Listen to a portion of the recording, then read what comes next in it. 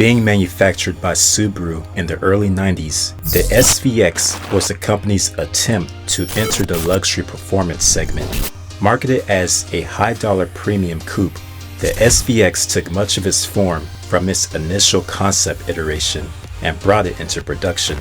Being offered primarily with all-wheel drive and eventually front-wheel drive, it was known for its concept car-like quirks and features.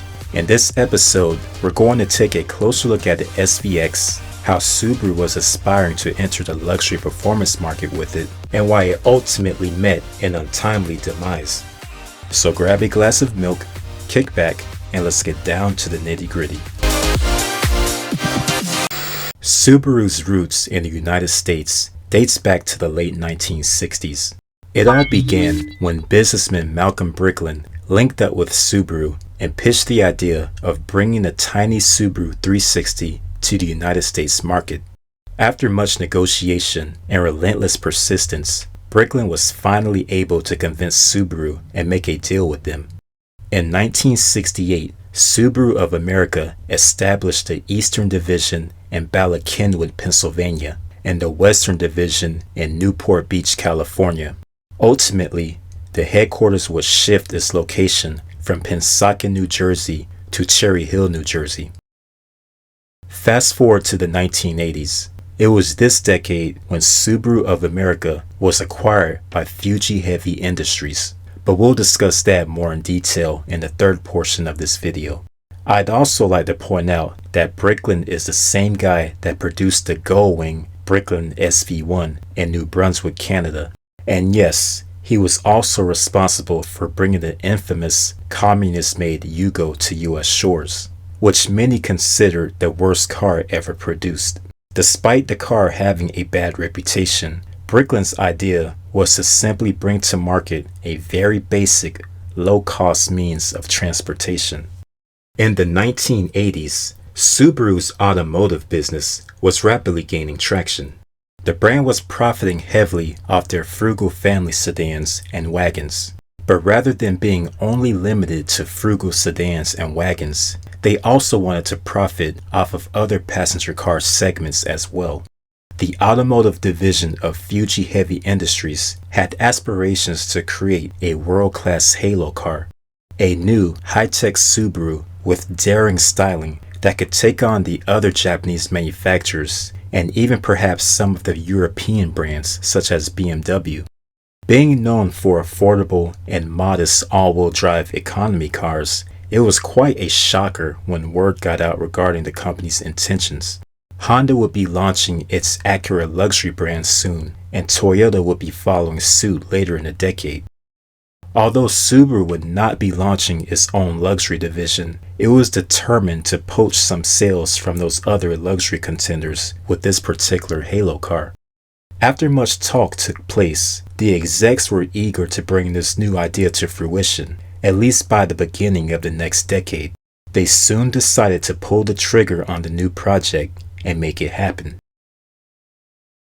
1985. The design process for the Halo car had begun. As we mentioned earlier, the execs wanted this to be a world-class car with a world-class design, so they recruited one of the most celebrated and prominent automotive designers. Ladies and gentlemen, Mr. Giugiaro.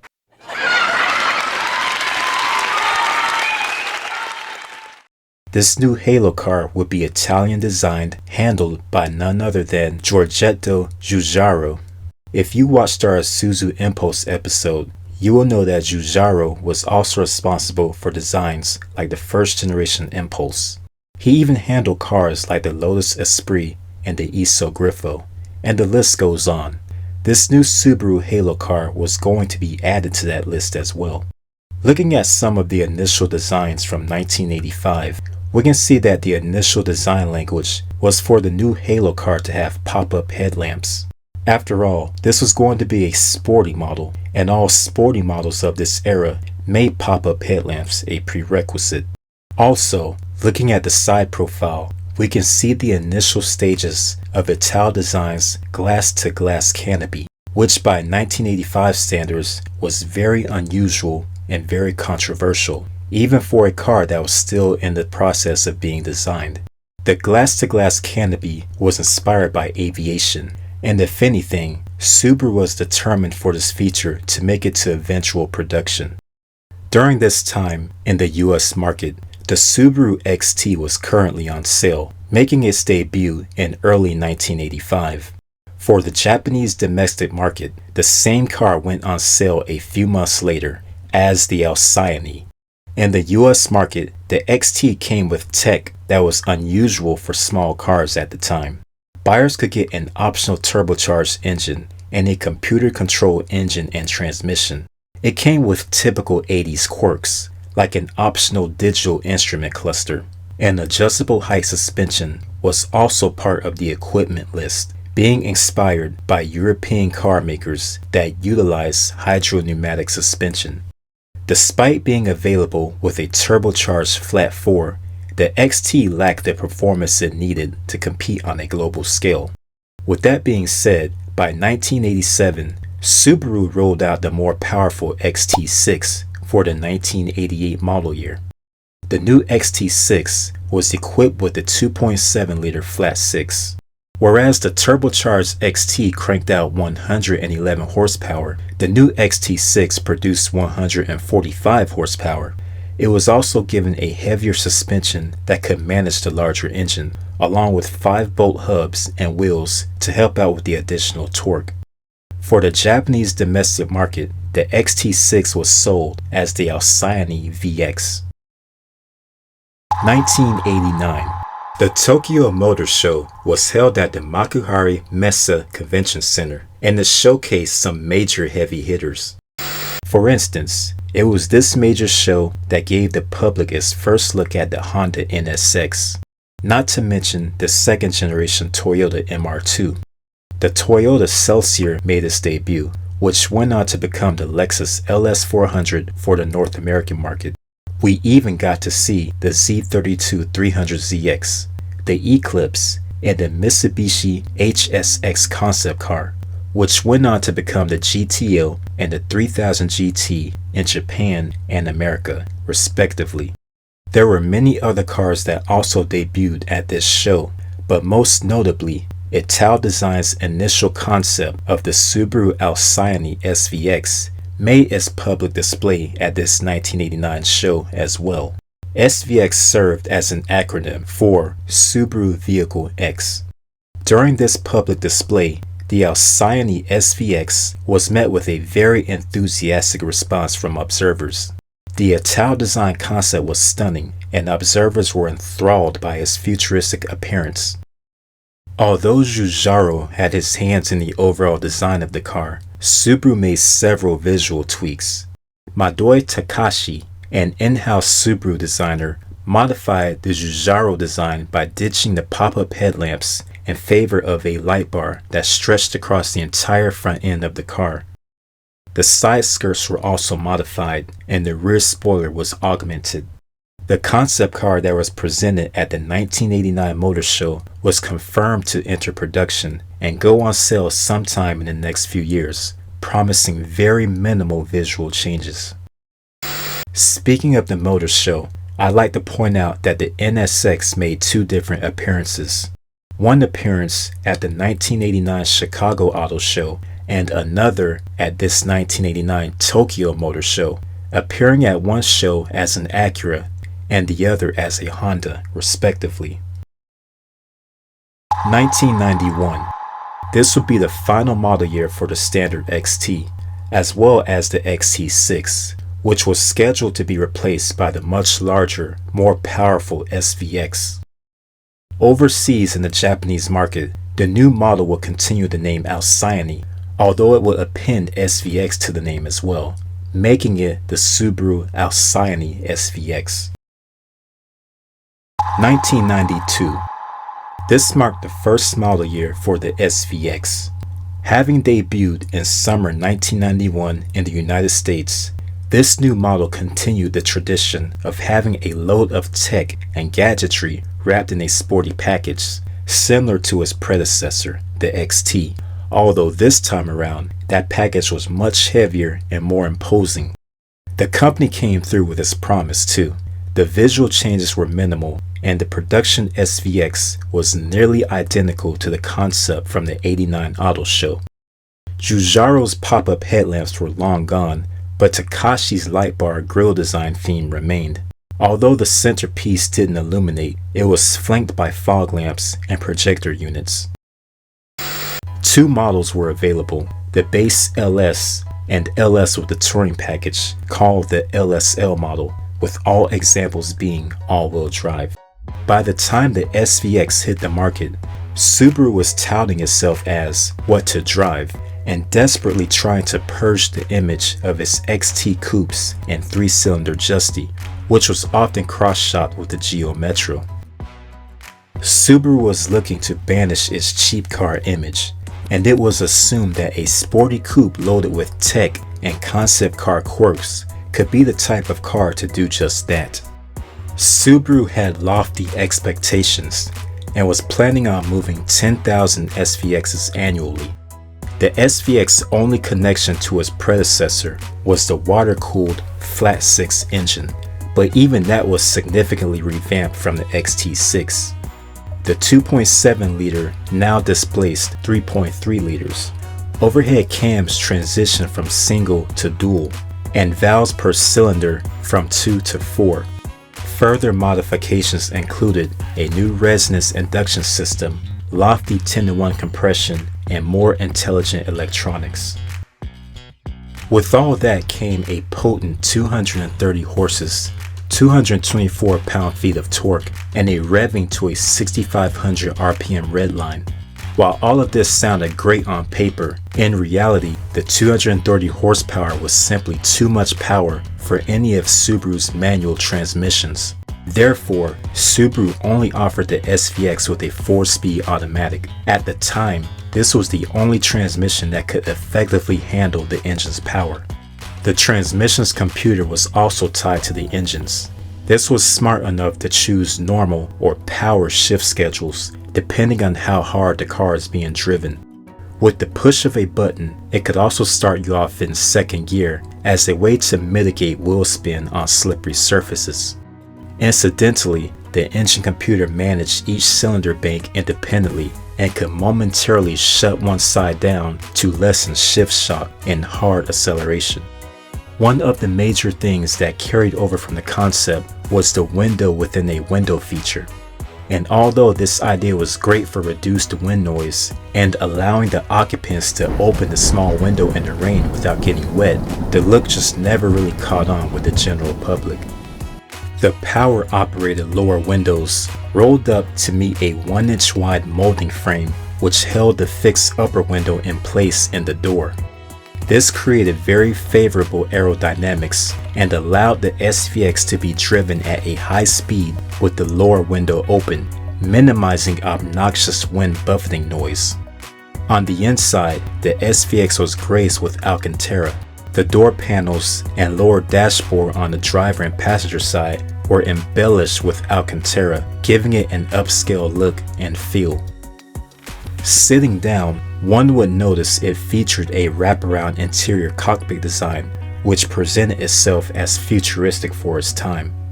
Contrary to popular belief, the car did not have see-through A-pillars. Standing on the outside, the A-pillars were not painted, and many observers assumed since the windshield was connected to the fixed window, the A-pillars were transparent in the interior to enhance visibility in some sort of concept car fashion. That was definitely not the case. Sitting in the cockpit, one would notice the car in fact had typical A-pillars. Despite Subaru's extensive use of glass, the sunroof up top was actually metal and not a glass sunroof. So once the sunroof was closed, there was no glass panel up top to let the UV rays shine in, like how most cars do. Another quirky feature was the parking brake that looked more like a second gear shift. So sitting in the cockpit, the car looked as though it had 2 gear shifts. A small but interesting touch is the fact it had 2 defroster ducts, one for the fixed window and one for the movable window. Let's keep in mind that the SVX made its debut during the pinnacle of Japanese performance cars. Let's also keep in mind when Subaru created the SVX, it did not focus primarily on performance, but instead focused on creating a properly elegant GT car that came with state-of-the-art tech and unique styling to match. That being said, it was a bit of a challenge to determine exactly what class the SVX belonged to. Since outright performance wasn't the focal point of the SVX, it couldn't exactly keep up with cars like the VR4 or 300ZX twin turbo, for example. Its styling didn't necessarily suggest luxury either, whereas the SC400 and the Legend Coupe did. And although the SVX was just as quick as the naturally aspirated versions of the 3000 GT, 300ZX, and the Supra, let's keep in mind that none of those models were all-wheel drive. Around this time, we also had the DSMs, the Eclipse, Talon, and Laser. These cars had optional turbocharged engines and all-wheel drive, but were still not in direct competition with the SVX. So really, the SVX was in a class of its own, being an oddball against those other models. Perhaps even worse, the SVX was also deemed an oddball within its own brand. The bottom line price came in at almost 10 grand more than any other car in Subaru's showrooms. At this time in late 1991 and 1992, many prospective buyers felt that a $25,000 Subaru was a bit ambitious for a brand that was otherwise known for inexpensive models. So far, things were looking a bit bleak for Subaru's new sporty coupe, since not that many people were rushing to Subaru dealerships lining up to purchase one. After just 1,513 sales in late 1991, 1992 model year sales were only 3,667, a long way off from Subaru's optimistically projected 10,000 per year. For the 1993 model year, the numbers were only slightly better at 3,859. The fact the base price rose to about $34,000 certainly didn't help either. The increase in price was due to a strong Japanese yen. Just like for 1992, for 1993, all SVXs were all-wheel drive cars. But let's go back to that dollar amount. To put that into perspective, $34,000 in 1993 money equals out to over $67,000 in today's money once inflation is factored in. Of course, all this had Subaru scrambling. The SVX was getting ready to enter its third model year, and its projected sales were way off. Consumer response was even much lower than anticipated. But Subaru had a solution, and that solution was to release new trim levels for the 1994 model year. Some of these trim levels would be stripped down with less gadgetry, ultimately lowering the base price. Subaru was optimistic that implementing this strategy would certainly drive up sales. There were now 3 trim levels for the 1994 model year: the all-wheel drive LSI, the LS, and new L versions with front-wheel drive, less amenities, not to mention a more benevolent base price of $24,000. At almost 300 pounds lighter than the LSI, the LS was commended for its improved handling, feeling more agile thanks to its reduced weight. With the exception of very early 1994 models, the LS and LSI came with dual airbags. They even got the traditional 3-point seat belts. The L trim, however, still made do with a driver's bag and motorized belts. After all this, there was a change in sales, but not in a good way. A little over 1,600 units got moved. Sales were down over 2,200 units from the previous 1993 model year. 1995 didn't see much of an improvement, with only a tick above 1,800 units being produced. The L model had now gotten dual airbags, and the motorized seatbelts went away for good. For the 1996 model year, all SVXs became all-wheel drive once again, as they were back in 1992 and 1993. The LS was dropped from the lineup. The L model had got bumped up to all-wheel drive, and acquired most of the standard equipment from the LS. Despite this, the base price only got reduced to somewhere near $30,000. The top-tier LSI was pushing $36,000, C4 Corvette territory.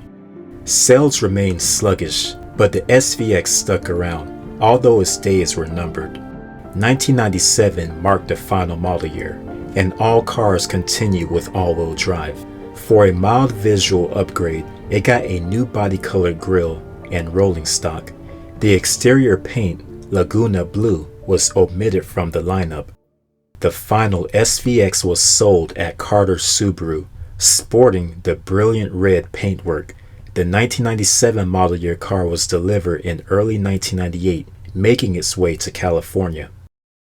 We mentioned earlier in this video that the audience was enthralled when the SVX concept debuted at the 1989 Tokyo Motor Show, and although the real car differed very little from the concept, that same level of enthrallment simply didn't carry over when it went into production.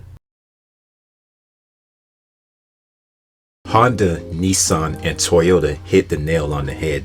If you watched our Acura Legend episode, we explained the reason for that particular brand and how Nissan and Toyota followed suit. In a nutshell, those three brands figured out that they couldn't sell a $30,000 car under a $15,000 nameplate, regardless of how great that high-priced car was. That said, the Acura, Infiniti, and Lexus brands were conceived. Acura's mission, for example, was to provide their loyal and dedicated Honda buyers a means of upgrading from their modestly priced Preludes, Civics, and Accords they knew and loved to higher priced premium offerings that carry on the same level of quality and reliability. The formula proved successful, with Nissan and Toyota soon adopting the same strategy. The Subaru name is highly recognized and held in high esteem, but there was an issue with the marketing strategy.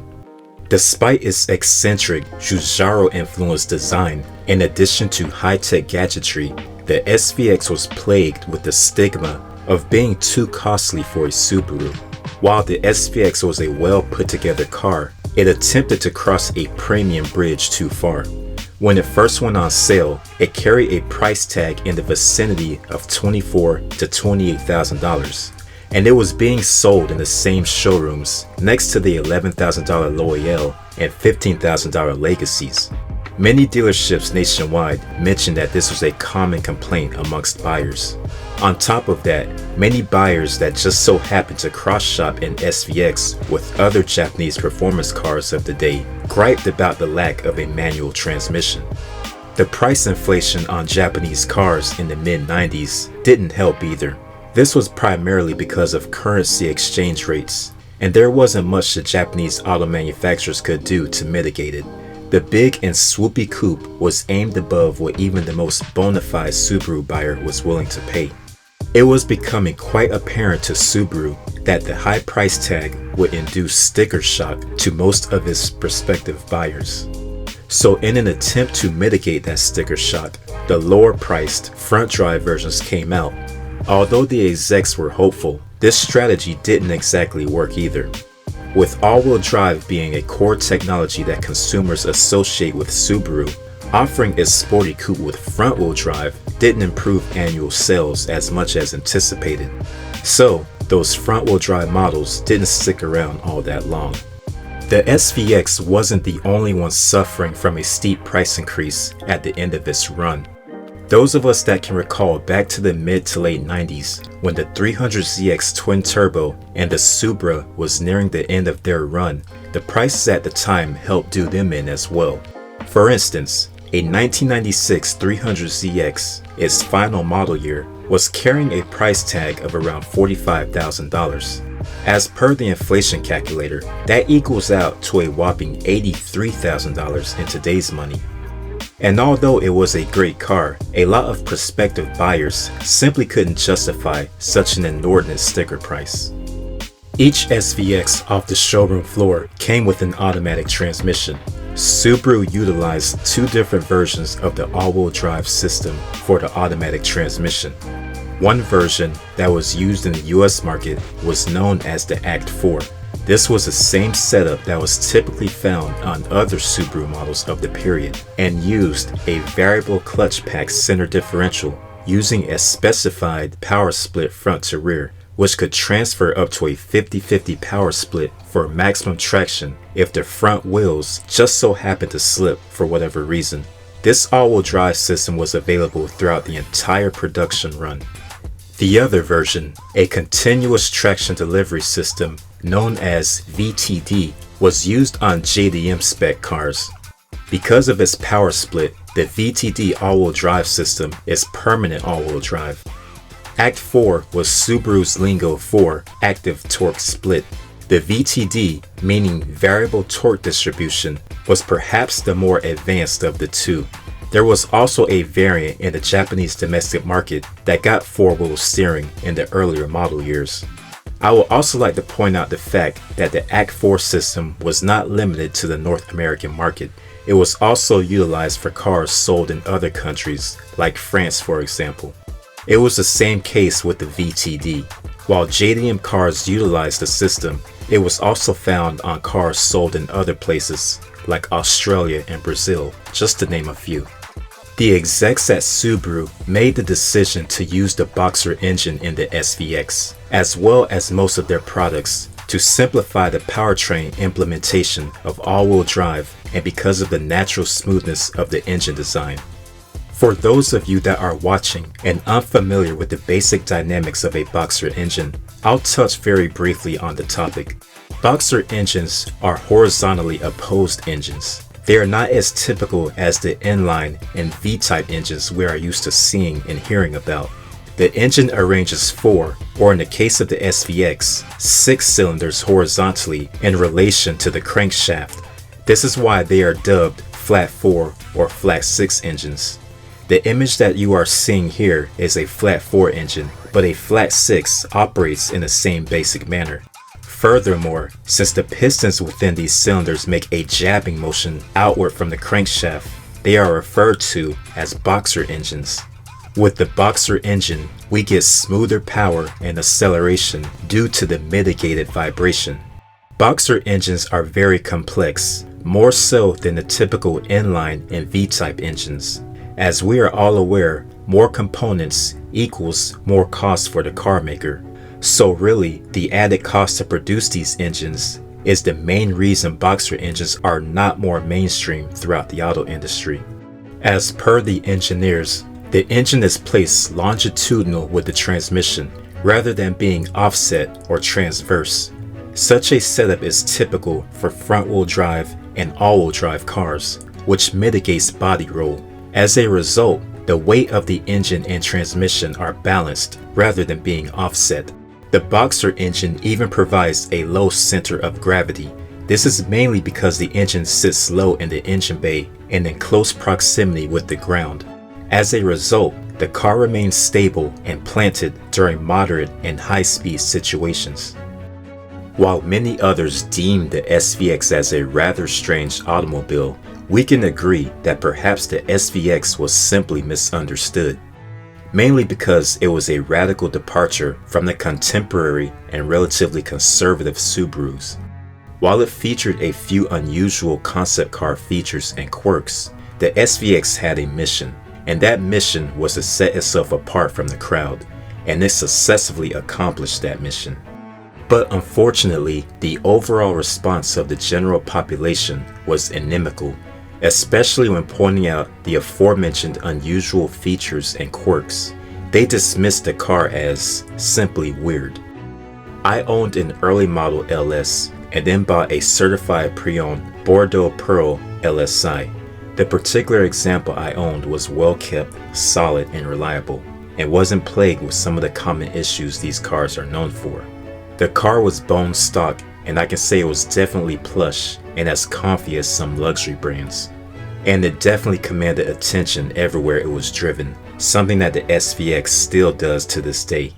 Surprisingly, a lot of people are unable to correctly identify an SVX. They never heard of the car, let alone see one in person. For instance, I showed an image of the car to a few people, and asked them to name its make and model. One guy, with conviction, said it was an Eagle Talon.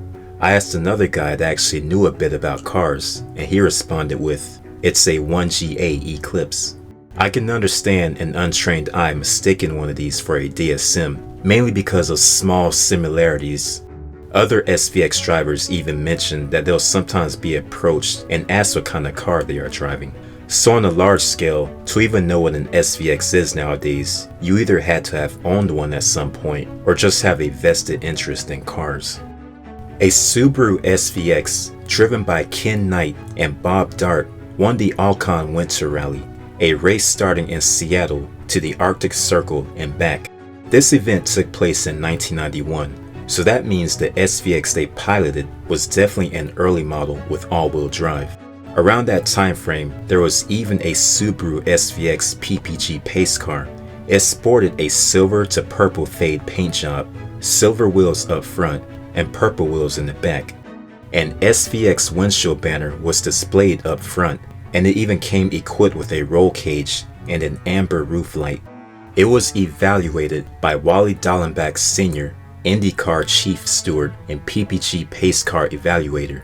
It served the purpose of being a promotional tool for Subaru as well as a pace car. While most pace cars were retired after one season, the SVX proved to be such a worthy example and a favorite, thus it was used for several seasons. That particular SVX can now be found in storage in the famous Subaru Performance Attic in Cherry Hill, New Jersey.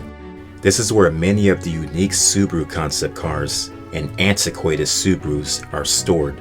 Nevertheless, the SVX was and is a unique car in its own right, and being unique and standing out from the crowd isn't always a bad thing either. In the first part of this video, we mentioned Subaru of America was acquired by Fuji Heavy Industries. Let's touch on that briefly. Fuji Heavy Industries had a connection to the Nakajima Aircraft Company. In a nutshell, the Nakajima Aircraft Company served as a primary supplier of aircraft to the Japanese government during World War II. Nakajima had become known as Fuji Heavy Industries and was incorporated in 1953 after 5 different Japanese companies combined to basically form one company. We also mentioned earlier about Malcolm Bricklin and how he was responsible for forming Subaru of America in early 1968. Harvey Lamb, who was also a businessman, helped form the company as well, with the intent on selling Subaru franchises. The newly formed company also served as the importer of the tiny, quirky microcar known as the 360, which was a whole 3 feet shorter than a Volkswagen Beetle. It wheezed out just 25 horsepower, but it is best known for being the very first vehicle sold under the Subaru name in the United States. Fast forward to the 1970s, and Subaru of America had evolved into a publicly traded, independent national distribution company. It was also this time in the 1970s when Bricklin left Subaru while Lamb stayed behind to become CEO and later chairman. Nevertheless, from the 1970s through the 90s, Subaru of America further evolved into a company that became nearly completely integrated into the parent company Fuji Heavy Industries, which at the time had lofty hopes and aspirations for the Subaru brand. In 1986, Subaru of America moved their headquarters to a $15 million building in Cherry Hill, New Jersey. Roughly 3 years after that, they had a manufacturing plant. Late 1989 was the time frame when the very first Subaru Legacy rolled off the assembly line. Since Fuji Heavy Industries was more directly involved in Subaru of America's activities, significant changes within the company had taken place, and in August 1990, Fuji Heavy Industries acquired full ownership of Subaru of America. What really made this happen is the fact the recession of the early 90s was in effect, hence the reason for Subaru's declining sales at the time. Subaru had a new slogan, "What to Drive," and that new slogan came just in time for the debut of the SVX. As far as Harvey Lamb, he maintained his authoritative position until the early 90s. Around summer 2016, Subaru's parent company, Fuji Heavy Industries, made the announcement that it would rename itself to Subaru Corp. It was mentioned that this naming strategy was to enhance the Subaru brand, which, by this time, was now on a huge incline. In March of that year, the brand hit a milestone, closing its fiscal year with sales above 1 million vehicles for the first time in its history. The name change took place in 2017 as a way of celebrating the centennial of Nakajima Aircraft Company. And this concludes the Subaru SVX episode. For those of you that have never owned, driven, or otherwise seen an SVX, we hope this video got you up to speed. As always, thanks for coming out to the show, and we look forward to seeing you in the next episode. Until next time, this is your host Rob, and thanks for tuning in to Antique Tags.